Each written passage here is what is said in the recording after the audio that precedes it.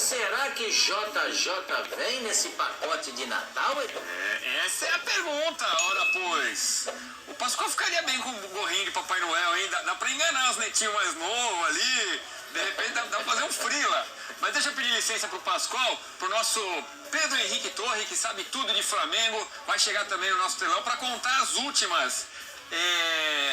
Quer dizer que hoje não foi um dia muito positivo para a torcida do Flamengo ou tem um lado bom ainda? Conta tudo pra gente, Pedro. Boa noite. Tudo bom, Edu? Muito boa noite para você, também pro Pascoal, todos os amigos que acompanham a gente nessa véspera natalina, né? O Flamengo segue na expectativa de se vai ter presente ou não esse JJ. O presente não saiu ainda, mas o Marcos Braz segue lá na Europa nessa expectativa de se vai ter esse presente, porque no dia 30 ainda tem mais um Porto e Benfica. De repente o presente fica para depois, ali no ano novo, porque por enquanto o Benfica está segurando esse JJ aí, mesmo depois dessa pancada ontem na Taça da Liga, né? Porque ninguém esperava talvez um tropeço do Benfica, mas não da maneira que foi. As críticas estão pesadíssimas em cima do Jorge Jesus, mas tem uma multa muito alta. O Benfica também tem que pensar nisso. Se mandar embora o Jorge Jesus agora, vai ter que desembolsar uma quantia muito grande, fala-se aí em 20 milhões de euros, então o Jorge Jesus também não vai abrir mão desse dinheiro tão facilmente assim.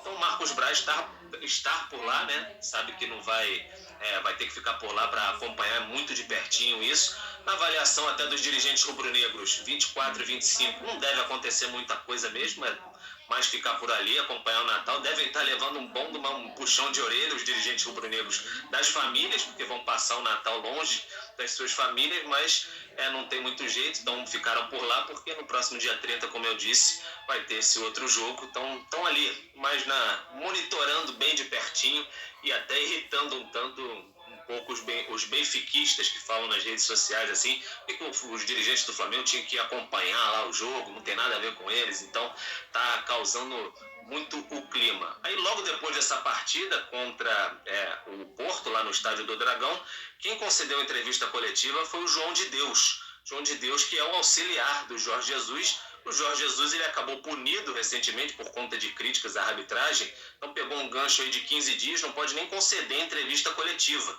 Então ele está meio por fora ali, não está falando nada, então quem tem que ir para o fogo ali é o João de Deus. Ele falou um pouquinho sobre essa situação, continua, não continua, depois desse sapeca que levou do Porto. Vamos ver o que ele falou. Boa noite, João de Deus. Cristiana Queiroz Alves, SIC. Pergunto-lhe se depois desta derrota pode voltar a garantir que o Jorge Jesus e que a sua equipa técnica vão cumprir o contrato com o Benfica até ao final. Perdemos um jogo, é verdade que estamos todos muito tristes e muito frustrados com o resultado, mas a ideia, o intuito não se alteram, não vivemos de estados de espírito, ok? Vivemos do trabalho diário, vivemos das conquistas quando as conseguimos ter e vivemos de melhorar e tentar melhorar a cada dia. Portanto, é uma questão que, sinceramente, eu posso lhe responder, digo-lhe que sim, mas acho que nem vale a pena.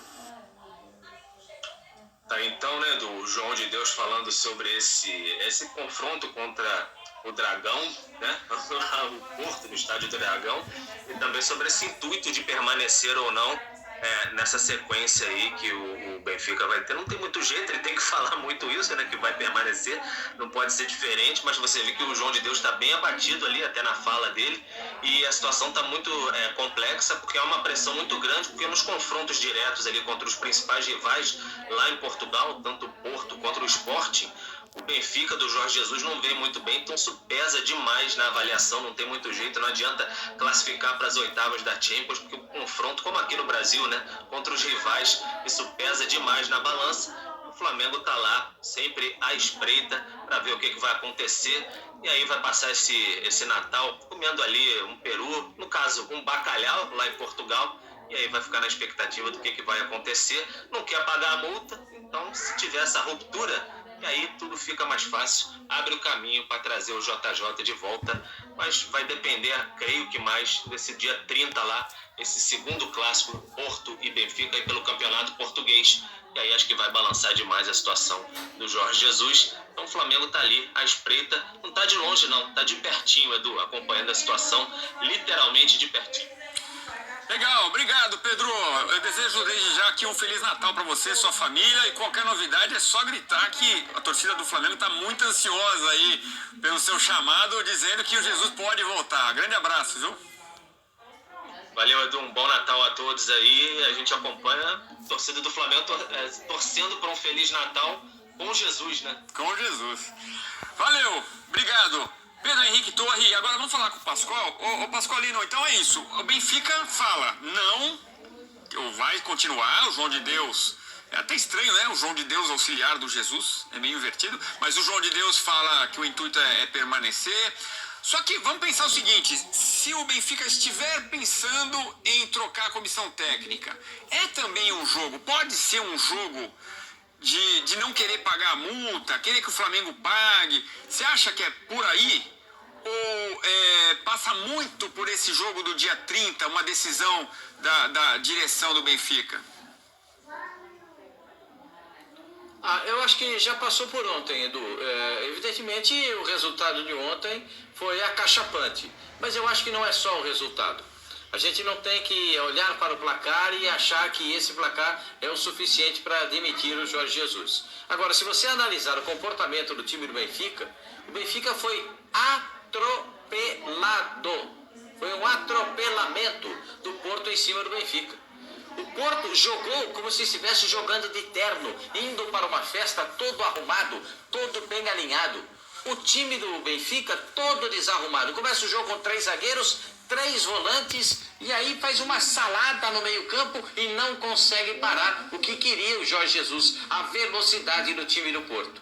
Mostra mais uma vez a ineficiência do Jorge Jesus nesse seu retorno ao Benfica. Ele voltou depois de 5 anos fora do clube, inclusive com a passagem pelo Flamengo, campeão pela Libertadores, e aí quando volta para Portugal só tem uma vitória nos clássicos que disputou. Uma mísera vitória. É assim que dizem os torcedores do Benfica. Ele só ganhou um clássico e tem mais outro agora para jogar contra o Porto e novamente na cidade do Porto. É muito complicada a situação do Jorge Jesus. Ele sabe disso. E o Jorge Jesus é muito inteligente, muito capacitado. Então ele também está deixando a coisa fluir, está deixando a coisa acontecer. Muito mais para as discussões do presidente do Benfica com os dirigentes do Flamengo do que ele propriamente envolvido nisso. Se não, vejamos, o contrato dele vai até o meio do ano. Então já não tem todo esse volume financeiro para ser pago para o treinador. Não são mais os 20 milhões de euros. Dá para negociar isso porque são 6 meses, 7 meses ou 5 meses no máximo para a saída do Jorge Jesus do Benfica. Porque ele não deve ficar para a próxima temporada. Então, tudo é uma questão de jogo de palavras e de interesse. O Benfica não quer ser atropelado pelo Flamengo. E o Flamengo quer que o Benfica dê a liberação para o Jorge Jesus para que ele venha imediatamente para o futebol brasileiro. Sabe quem ganha em tudo isso? Quem? Marcos Braz. É inteligente demais, capacitado demais. Ele está fazendo tudo que a torcida do Flamengo quer. Tudo. Eu estou atrás do homem, eu estou atrás do mister, esse é o cara, é ele que eu quero, é o objetivo do Flamengo, eu prometi para vocês, eu estou buscando. Ponto. Marcos Braz é o que sai vencedor nessa luta de Jorge Jesus, Benfica e Flamengo. E o Marcos Braz está rindo à toa. Ontem no Estádio do Dragão, a gente mostrou aqui ontem a foto dele rindo ao lado do Bruno Spindel. Logo de cara, o Porto faz 2-0 no Benfica. É o resultado que a nação rubro-negra queria, né? Aí a foto de novo aí. Felizes, sem dúvida. Agora, lembrando, o Jorge Jesus, ele vinha aí de uma sequência com 4 vitórias, mas antes ele tinha perdido para o Sporting. A lista de clássicos sem sucesso que você falou.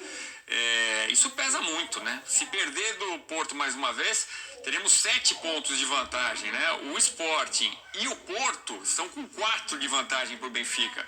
Ou seja, um time que teve 100 milhões de euros de investimento e aí não está entregando. É um Benfica muito diferente do Flamengo de 2019. Agora, vamos colocar na tela aí uma informação interessante. O que o Flamengo mudou de 2019 para 2022? Põe na tela para a gente acompanhar aqui no Sport Center. Isso a gente está pensando, claro, se o Jesus voltar, quem que ele encontra? Ele encontra grande parte do time. Em vermelho, você vê aí, são jogadores que têm mais de 30 anos. 30 ou mais. São os trintões. Então, 2019, quando o Jorge Jesus estreou, a média era de 27,7 anos, né? Então, em 2019, esses caras já tinham ali 30 anos, agora já estão com idade um pouco mais avançada. Então, veja aí, o Diego Alves continua, o Rafinha já não joga mais, 33 anos, Rodrigo Caio, 25, Rafinha vai para São Paulo, né? Rodrigo Caio, 25 anos, o Pablo Mari, 25 anos, se foi para a Europa. Felipe Luiz continua, tinha 34 anos, o William Arão, 27, Gerson, 22. Aí a gente tem o Andrés Pereira no lugar. O Everton Ribeiro tinha 30, o Gabigol tinha 22, Bruno Henrique tinha 28, o Arrasca 25. Então essa era a foto do Flamengo 2019. Agora, o atual. Temos 3 mudanças, basicamente, né?